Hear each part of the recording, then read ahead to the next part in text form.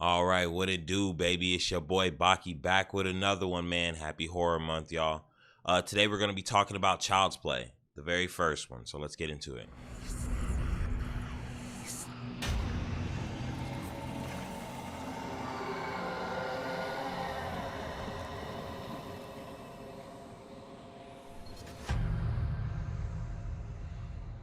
So Child's Play is a movie about a serial killer named Charles Lee Ray who ends up transferring his soul into the body of a anamorphic doll named the Good Guys. Every good guy has their own individual name, and this good guy's name is Chucky. When I say I really enjoy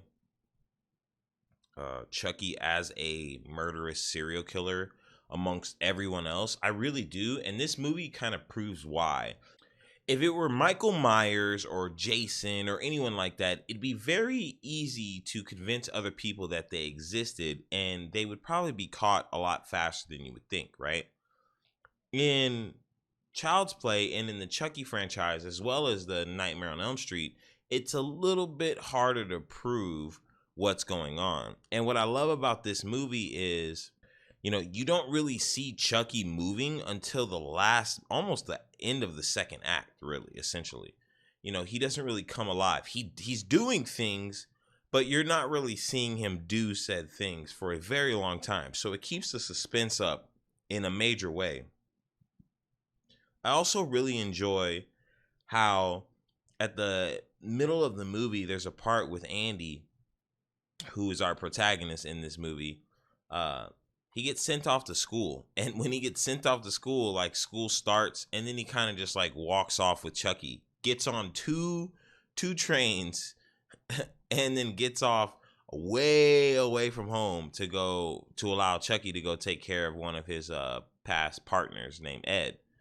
And at this point in the movie, to me, that's when I realized, I was like, man, one, we're in a different time, because like this kid looks like he's like 6 years old. Like, what is going on here? And two, it's interesting to me that like Chucky had to like play this kind of like, he had to play a very doll mode, which I don't think he does as much in the later films. We'll find out as I watch them all again. But I feel as like as the series progresses, like that whole kind of idea kind of leaves Chucky because of all the scars and everything else he ends up getting across the years. You know what I mean?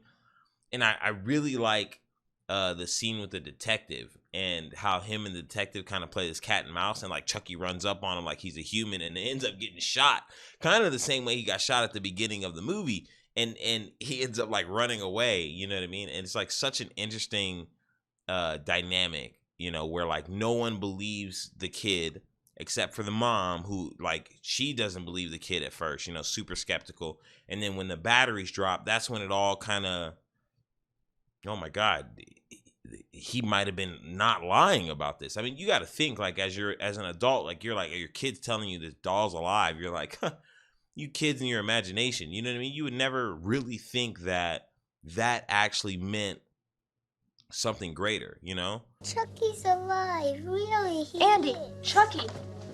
Chucky's a doll. He's made of plastic and stuffing. Look at him.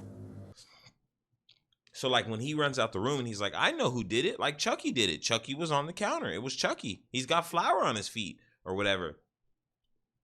They all blew it aside like it couldn't be real, One of my favorite scenes in this whole entire movie, and it sticks with me to this day, is that part. There's two parts. There's one part where he comes down the chimney and he like kicks that shit open.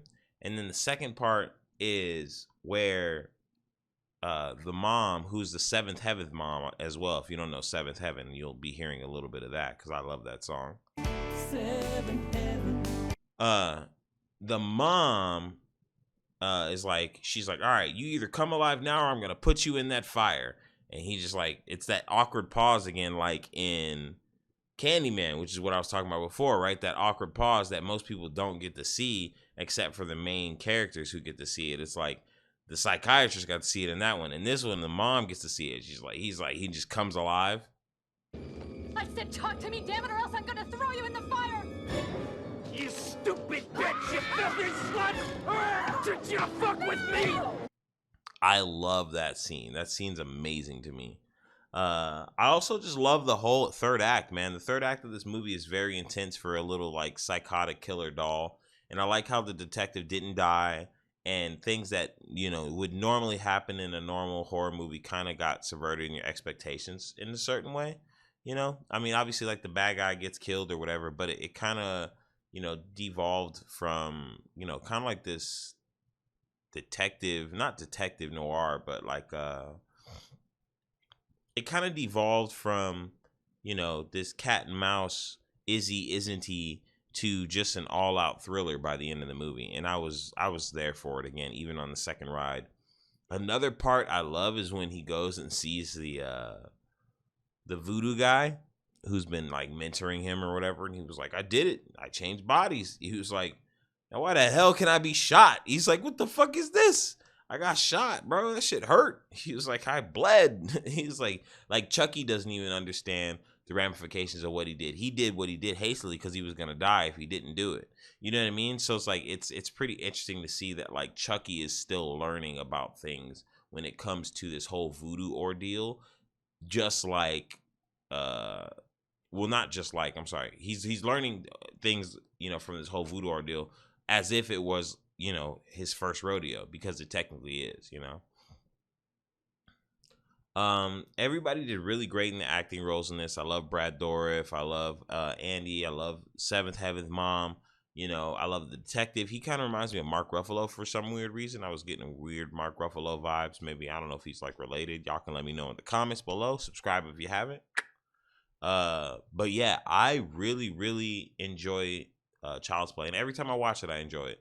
Like I said, the suspense in the first act keeps you in it to where you're not like, oh my god, you know, we already know that the doll is alive from the very beginning. You know what I'm saying? So for us, you know, the suspense is in how they figure it out, and they figure it out in a pretty. I'm sorry. The suspense for us is how they figure it out, and they explain it well for it to be laid out for the cast to figure it out. So that ends up working out really well. Another thing I really loved about this movie, and I still love about this movie, is some of the shots with Chucky where he's like walking, and you know, he'll have like this kind of like stiff, jagged like walk to him sometimes, but other times he'll have that smooth like stroll. And I don't know, there's something about it, man. He just got so much like swag, bro. I love it. Definitely one of my favorite movies. If I had to give it any gripes, I'd say you know, the voodoo stuff's a little schlocky. It's not really a memorable score. That's one thing Child's Play to me isn't really known for. I can't even really think of a song.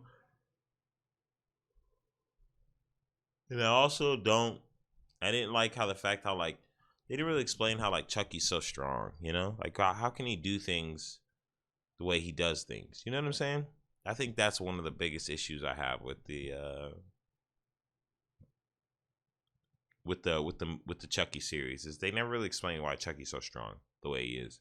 But other than that, I think it's a great movie, still a great watch. Had a great time watching it. You know, if I had to rate it, I'd give it like an 8 out of 10. You know what I mean? Something around there. But yeah, still great, still beautiful, good time. I'll fucking see you guys on the next one, man. I'm pushing them out. We banging them out. Peace.